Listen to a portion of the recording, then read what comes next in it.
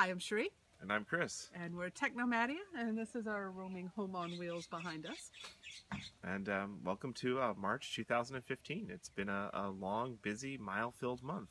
So we started out the month in Arizona City, Arizona, and we're now on the outskirts of Austin in Pedernales Falls State Park. So over 1,000 miles covered this month. A lot has happened this month. It's gone very, very fast. It seems like just yesterday we were in Arizona City. So after Arizona City, where we did our last travelogue at, we moved on to, is it Picacho? I always want to say Pinocchio or Pistachio. I like to think of it as Pikachu, and I think of the Pokemons. But no, it's Picacho Peak State Park, which I guess technically is Peak in Spanish, or but it's crossing languages. Right along I-10, right? Mm-hmm. That was where it was between Tucson and Phoenix. It was a Beautiful gorgeous park. State park. And the desert was all green and lush because of all the rain they've had this spring. So it was not what you picture a typical desert to be like. It was just overgrown and beautiful. Yeah, because we had been getting a lot of rain there in Arizona, so we had a lot of the spring bloom going on. And we had a lot of people show up to meet us there. We were planning to meet up with Travis and Mel of the Escapees RV Club. We were helping them launch Escapers at the Escapade last month. So yeah, our rendezvous at Picacho was our last-minute prep before going to the Escapees but rally. it ended up that the Geeks on Tour, Chris and Jim Gold, were there, so we got to spend some time with them. And we had some other blog readers that met up with us there, so we used our village and put together a happy hour, which was a lot of fun. Yeah. And then after that, it was off to the Escapade. So that was the Escapade was a week-long blur of very little sleep and lots of intensity. But we launched the Escapers. So that was down in Tucson at the Pima County Fairgrounds, and we got in on early entry on the Friday beforehand, and we love just ramping up with a big event. It helps with the energy and helps kind of grow with it, and it doesn't become as overwhelming just to step right in. But it was completely disconcerting to go from being boondocked and driveway surfing, like basically out with no neighbors for months on end, really. Nobody camped near us, to RV rally parking where you're slotted in, awning to awning, awning to awning. But fortunately we had an end spot and we had a little bit of space, but it was a kind of culture shock after so much time out in the desert. But they had, I think, 850 RVs show up for it, and a whole bunch of day passes that were sold, so it was a huge event. We made our speaking debut there. We presented 3 workshops, which we got really great feedback on, so we think they went over really well. They've certainly felt good to give. Yep. And of course the big thing was the launching Escapers, which is the Escapees' new support network, kind of club within a club, reaching out to the newer generations, basically us younger folks on the road. The working age RVers who are still working or raising families on the road. So that officially launches on Wednesday, on April 1st is when the website will be going live. So we're really excited about that. Escapers.com, check it out. So the Escapade was just fantastic. Well run, guys. Those of you who are involved and are co-volunteers there, it was just a phenomenal event, and we just loved it. After that, we moved up to Catalina State Park, north of Tucson, which was probably a bad idea. Well, yes, it was. It was probably, I mean, it's a beautiful park, but if you think Tucson is one of these sprawling southwest cities, and there's not actually good crossway roads through it, so getting from the southeast corner to the northwest corner of Tucson was basically over an hour drive in miserable traffic. And then we had to, after we left Catalina, had to repeat the process to go back heading out east. But we were going there to meet up with our friends Kristen and Jason Snow, or the snowmads.com. They just picked up a Trek motorhome in Florida and are on their way to spending their summer in Alaska, and it was kind of going to be one of our first and only opportunities for a while to meet up with them. And they had booked a spot there in the overflow lot at Catalina, and we just we were so busy getting everything ready. There's okay, we'll just book. Yeah, we hadn't even looked on a map to realize just how far Catalina was from the fairgrounds. Catalina is a beautiful park. The one great thing about it is that even though it's so beautiful and out in nature, you are right out the front door of the park is retail mecca of every store you could, big box store, little box store, restaurant you could possibly imagine is within 2 miles of the front of the state park. So we got to do our Trader Joe's stock up, and we bought a new Apple TV at the Best Buy. So it was really good to have some suburban fun for a bit. Stocking up for a bit. It was great to spend time with Kristen and Jason. I'm really glad we had the opportunity. But you combine it with being in an overflow lot, which was really tightly packed and really disappointing. The rattlesnakes was the problem too. Just the rattlesnakes, and spring break was going on, so there were a lot of families. So it was probably not the right thing for us to do right after a big event, but it was probably the only time we're going to get to see Kristen and Jason. Yeah. So it was worthwhile. After that, we went down to Deming, New Mexico. We took advantage of our Harvest Host membership and stayed at a winery at St. Clair Winery there. And oh, what a fabulous winery, and way too many options of good wine to be had. They bottle like 50 different wines there. We did not taste them all. I actually think I did. You might have. Almost. I didn't. Oh my gosh. One of the cool things, I've never seen this at another winery before, is they have bulk wine and they had it on On tap. special. So you buy one of their refillable bottles for $1.50 and then they refill it there for just $2. It's normally $3, but there was on special. And you could mix your own blend. So if you want like slightly sweet, you know, like 10% sweet and 90% dry, you can do that combination. Yeah, they and had stuff. 4 of their varieties on tap there. So they invited us to stay for 2 nights. We took them up on that. Drank and- a bottle, refilled it the next morning. It was great. You know? It was fantastic. And then our friends Jeanette and Eric, who we met down in Cedar Key last winter, they were just getting ready to hit the road. And they actually joined Harvest Host just for the purpose of hooking up So with they us were there. kind of on their inaugural cross-country trip. They're like 3 months into their adventure. So we got some time to catch up with them there at the Harvest Host. Played some Cards Against Humanity, drank some wine together. It was a lot of fun. Blast. It was an really absolute good. blast. We're not doing, as you notice, we're not doing so good on the non-social time here, but we're Yes. loving it. Next up was Las Cruces, New Mexico. Which was more social time, sort of. It But was driveway surfing. It was the perfect blend. We Yes. had gotten an invitation from one of our blog readers and YouTube followers, who also owns a bus. And he said, Beautiful bus. He says, I've got lots of space. I'll give you lots of privacy. I'd love to host you. And we just love invitations like that. And we showed up, and sure enough, true to his word, a beautiful location with view of the Oregon Mountains off to the side of Las Cruces. And we stayed 3 nights there, and he came and introduced ourselves, made us feel welcome, gave us restaurant recommendations, and we had like 2 days to ourselves just to catch up and not be noticed, not be found by people. It was really great. Great neighborhood for walking around, and but this is like, we love driveways. They're some of our favorite camp spots. We did get some time to spend with him. It turns out he used to have a 4106 like ours, and I actually knew where it ended up in Alaska. I had been in contact with the new owner, and it was just this great serendipitous moment of putting the connections together and putting a past owner in touch with the current owner. It was really beautiful. So that was a gorgeous day. Thank you so much, guys, for inviting us in. And then Texas begins. Texas is big. Oh, gosh. So we had done I-10 before.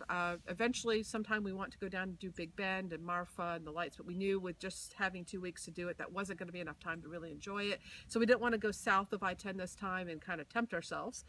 So we went to Guadalupe Mountain National Park. It's a beautiful national park, kind of tucked in the corner of Texas, the far west, stuck right under New Mexico.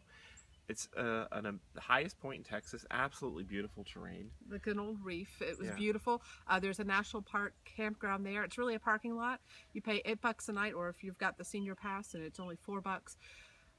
It's dry camping, and we happened to score a nice pull-through spot on the end. So we had a little yard and a picnic table and a beautiful view of the Guadalupe Mountains. It was Beautiful just mountains there, and gorgeous. we were quite amused. We were running off of solar and having all this abundant power, and then every day all the generators click on down the road behind us, and we're like, oh man, it's Yeah. solar only out national Yeah, parks. so definitely got spoiled being out in the boonies and having space around us and just being able to enjoy the quiet and solitude of being solar powered. And you get into these dry camping campgrounds, and not everyone is solar powered, and nor should they be expected to be. But it is one of those trade-offs with being solar powered. Yep, you get spoiled. So we did some great hiking there, got caught up on some stuff there as well, and continued on westward. And it was a beautiful drive up to this point, and then we start getting close to Pecos on Highway 285 coming south. And I have never seen more trash on the side of the road than the highway north of Pecos. I mean, it was disgusting, filthy.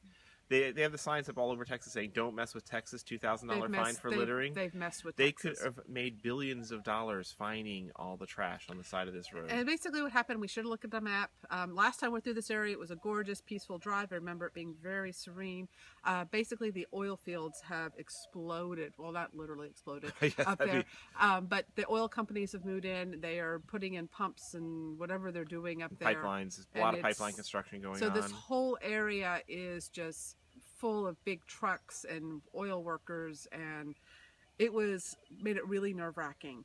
So we made it through. It was just really sad to see this much of the highway just littered, and the roads are getting torn up, and it's just not pleasant driving. Clearly, nobody's bothering to pick up and clean up after themselves. They're just going through and tearing up the Maybe land they right had now. cleanup scheduled the next day. We don't know. Hopefully. There was 100 miles, over 100 miles Yes. of trash. Yeah, so we got down to I-10, and then we decided to stop off at Monahills Sandhills State Park, which is Monahan, right off I-20, just kind of west of Odessa and Midland. Yeah, it makes it very easy stop off the highway. It's a interesting place to stay for a day or two. It's a big sandbox, and you can run up and down the sand, roll down the sand. Yeah, we've done White Sands National Monument before, and you can't camp in there. We're kind of like, oh, it'd be so cool to camp amongst the sand dunes. So this was cool.